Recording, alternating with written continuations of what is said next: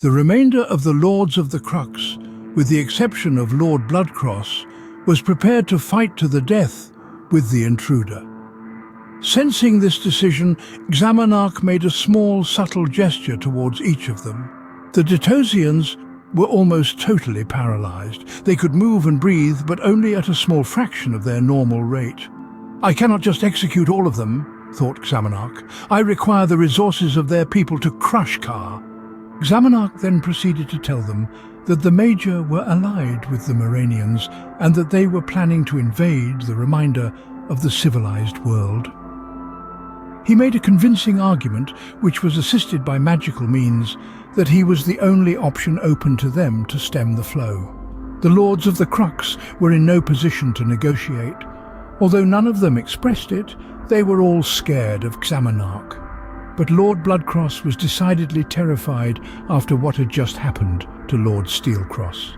"The first task I will undertake on behalf of your nations is to rid you of the menace of my people and their interfering ways. I will require the DRS Dominia." He spoke with the arrogance of a true tyrant. He checked the individuals in the war chamber for any signs of dissent, but there were none forthcoming.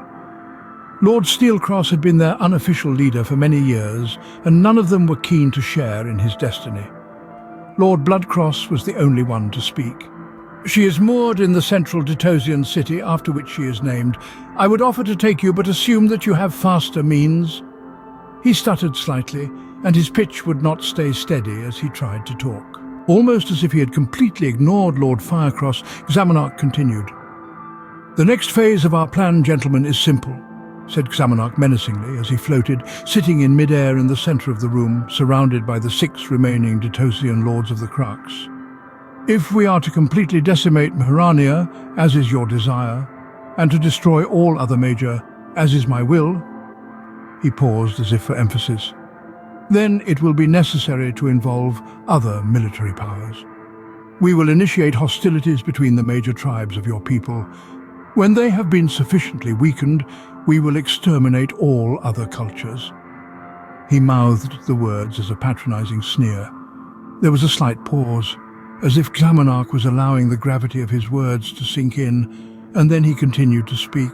"I have extensive knowledge of your country's scientific program whereby miniature humans are genetically engineered."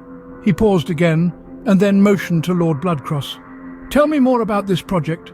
Lord Bloodcross spoke hastily because of his abject fear. "The Microsapien project was initiated by our scientific wing to produce effective spies and saboteurs. They are modified human embryos." Xamanarch half raised his hand. "Your race is also in possession of the technology to clone."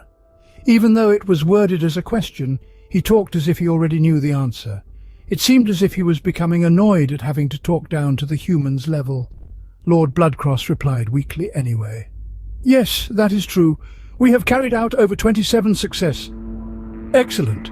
I shall have a Microsapien clone of myself engineered and created within 3 months, or I shall—" And then he took a few seconds for effect.